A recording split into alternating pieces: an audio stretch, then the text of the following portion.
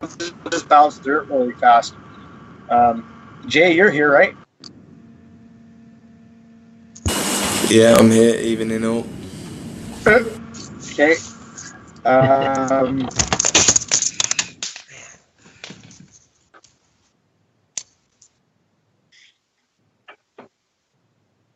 Yeah, I guess we should start at the very first English Law Slide 1 PDF.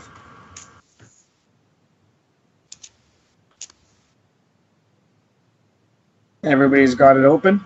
You ready, Jay?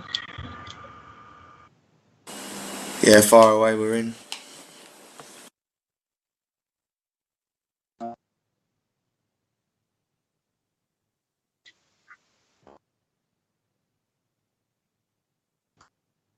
Just wondering what the English law actually started when King William usurped the throne in 1066, and he actually got crowned on December 25th on 1066. That's what started English law. What gave him the authority over all the people in his territory, since he didn't actually have a real territory established where he actually owns the land over the people, he had no real way to administer law unless people accepted it. So what happened is in 1086 is he did the Doomsday Book, and that's where he basically went and took all the people's lands and everything attached to it, and they documented everything that was attached to the lands. The houses, the cows, the chickens, what they had for utensils, plates, chairs, everything that these people had. We'll be getting more into that in the Hereditaments part, but it's important to realize that this original law was created because King William took all the land and made all those people of those lands his subjects. So in order for them to be able to pull this off, he actually had to take all the lands. So how that happens now with our modern land tenure system, parents grant the lands at birth because the parents are already subject. NS means after birth. A trust cannot happen until an event happens. That event is always after the creation of it. Birth is the definition of birth, and how it's used changes depending on the jurisdiction that you're in. For the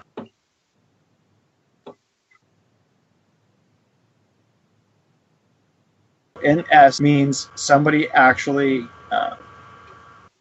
got created and was born on this planet. So no happen with anyone or anything until after they're born. So it always is an S, right?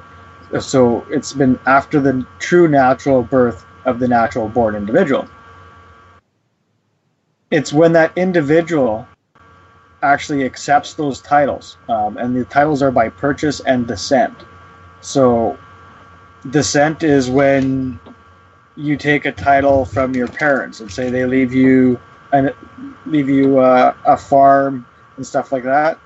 That's actually a title by descent.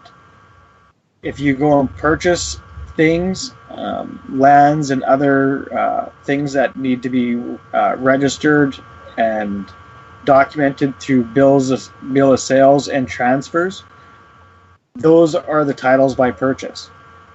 And that's giving your acceptance of the land tenure. All English law is all trust law. You as donor grant a life estate to be the monarchy as donee and the assumed owner of the thing granted. every time that somebody grants something to somebody else, it's granted with a use. And that creates a trust. And the trustee could never be able to use that thing or have control of that thing if they weren't the assumed owner-in-law, right? So by the word being trust automatically assumes that the person that's holding the trust is the assumed owner and that there is a beneficiary off to the side somewhere. So A grants to B only a use for a fee, because we're talking about the original grant of lands, and your natural rights are attached to your lands. So the monarchy, in order to correct the theft of all the lands from King William, the monarchy ended up recognizing that it was just a trustee for the people, right? So it's working as a workaround for the injury that the first king did. So this is actually the first level of the trust, is between A, the donor, and B, the donee. The monarchy created C, which is which are the corporations, to manage all the things attached to the land tenure. All the things that are attached to the land tenure are the tenements, hereditaments, and hereditaments can be either incorporeal or corporeal. Law of uses and trusts says body politics are not capable of a use or a trust, because they are bodies framed at the will of the king, and are no further capable than he wills them, and at his will that they should purchase for the common benefit and for the ends of their creation. So what that is telling us is that they can't take anything from the king in trust, because they're getting it as an act of law. Because they can only do what they're capable of by what the king wills them, right? Because the king's will is his law, that he grants the authority to the government to be able to do things. And you have to be in fee simple to be a part of the government. So the fee simple all have to commit the waste for the government to be able to tax the individuals and get those things. And that's what this next section is about. And that the government, should take anything in trust for others, right? And not, right, that they should not take anything in trust for others. Not that they can't, but they should not. Also, being incorporate, the chancery had no process on the person to compel them to discharge their trust. So what they're saying here is that the government, they should not be taking anything in trust from anybody, but they still can. And by being incorporate, which is in the incorporeal hereditament jurisdiction, they're in equity, which they only have the rights through purchase, and what their corporate citizens do through waste, right? And because the citizen volunteers to the corporation, the government and their chancery courts, which are the corporate courts, cannot compel the individual to discharge their trust, right? Because as you can see, now they're already talking in reality about two different trusts, because there's the trust that you granted the monarchy to be able to create this body politic, because you chose to be fee simple and take on those extra agreements to be to work for that corporation and manage the corporation for the land tenure. But then it's also going into that they should not take anything else in trust for others. This is very important, because once we get farther in, we will notice that D, as in the citizen, has to give everything in trust to C, that it's holding, that it got from C, right? So it gets something by titles by purchase by C, but the agreement that you have to join their group and be in fee simple is all those things that you take by purchase from C, you have to give back to C in trust. See what I'm getting at? So that's where they should not take anything in trust from others, right? Because there's that level D that isn't being conveyed in this yet. The municipal corporations C, known in equity as governments, are created and granted authority from the monarchy, not the people. They do not take anything by trust, but by a grant of the monarchy. This is called performing a strict function of government. So the citizen is not performing a strict function of government. Everybody in fee simple have the same rights and duties unless you change your class of subject. And that's where this classes of subjects comes in English law, is it adds another jurisdiction. So that's why we ask people not only where do you live, but what do you do for a living within that jurisdiction. And that tells us what capacity they're performing in that jurisdiction. So a function of government is somebody who is added on a contract and got hired by the government to manage these trusts, right? Because they actually manage the land tenure trust too, but they don't know it. But they only manage it in an equitable sense, right? So U as A grant to be the monarchy. B creates C to manage the use and pay the fees required for the land tenure agreement between A and B. So you can see A and in trust, there's only a donor and donee. Everybody else is a usufruct, a third-party interloper. So C is not a part of the agreement between A and B at all. They can't even see it. C is in equity. A and B is in common law. Common law only applies to A as the warranty. The common law is not the law of A. Common law is the law of B. So B creates C to manage and pay for, right, all the fees required for the land tenure agreement between A and B. U as A grant a land tenure to B that creates C to manage those that volunteer a land tenure and accept a title by purchase. Acceptance of the land tenure is becoming the corporate person known as trust law, as D.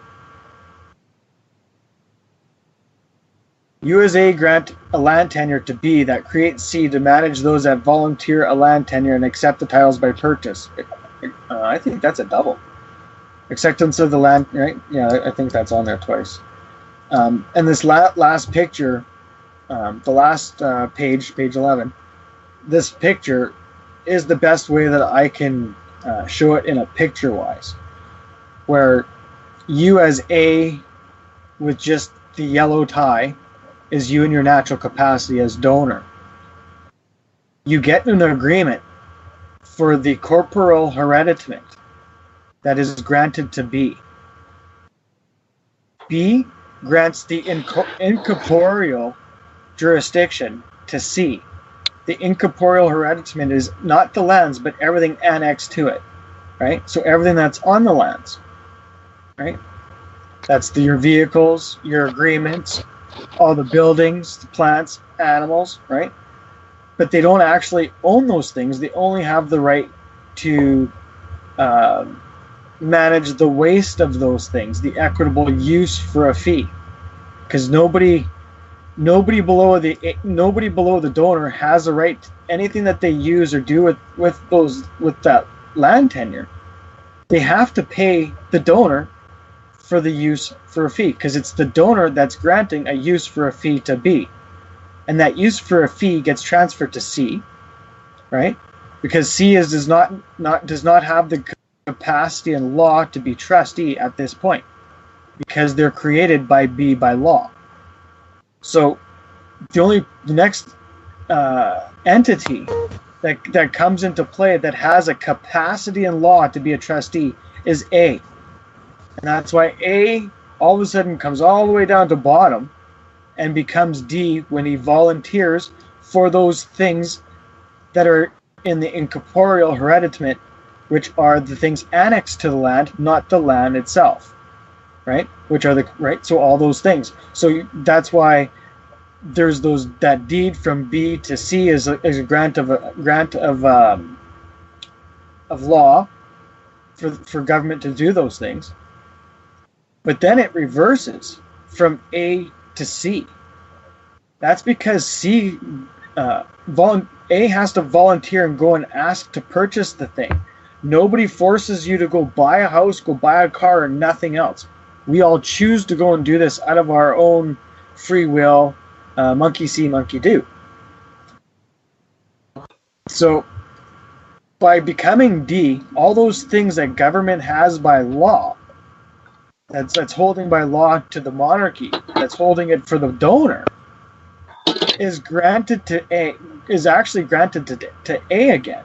But he can't be A because there's two levels of trust between A and where he stands now. So this creates the position of D, and because A is the only one here that has the capacity to take something in by license, right? Volunteering to it to go purchase it, right? Makes them into the Cestui, right? Titles by purchase and descent.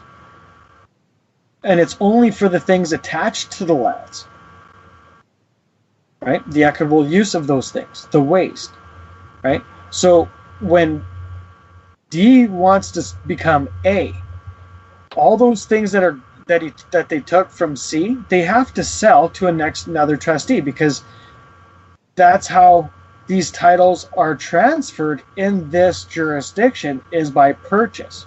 So you have to give these things to somebody else. Get them to giving would be descent, and for them to purchase would be titles by purchase. So in order to reverse this and get back out of this, it has to be the exact same way going out as going in.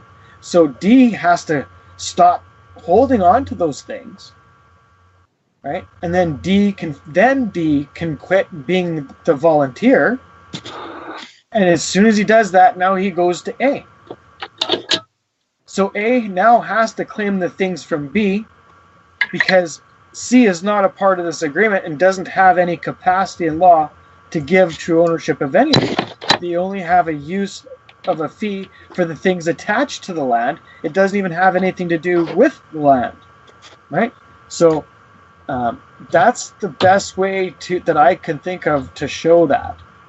So if you can remember that A is a great big bubble that takes up the whole big screen, B is a bubble inside A, C is a bubble inside C, and D is a bubble inside D.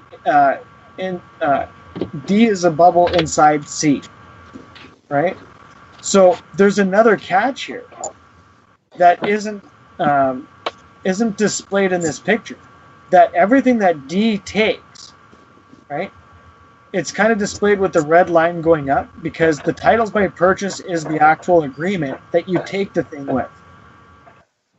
The red line going up means that everybody that volunteers to this corporation, C, is required to give everything that they take by purchase from C, they have to give back in trust to C.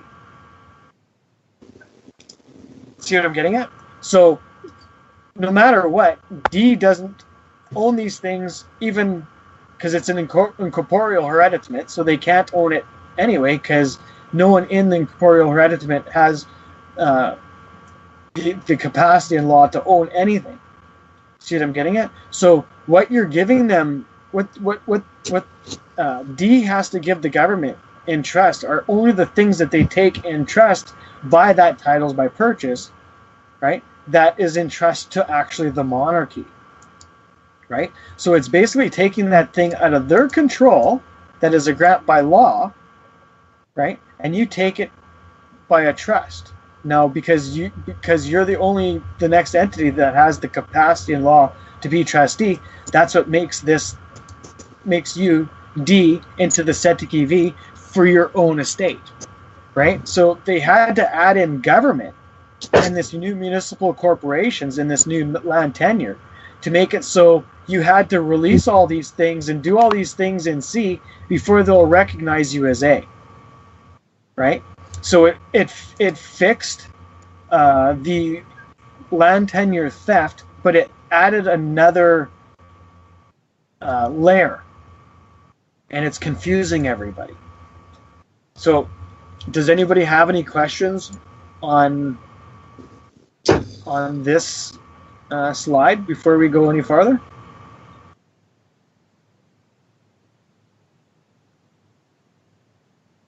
That's pretty self-explanatory, I would imagine. So now we're going to go. I don't really have a question. I don't have a question at all, but I'd like to mention to some participants that if you can mute your mics, that would help out in the sound. That's the background sound noise. The background noise. Yeah, sorry, that was me. I'm new to this, but Kev sent me a message, so I quickly muted it. So I'll make sure I do that. Sorry. No worries. Okay, slide 2. We're going to be dealing with the actual tenements,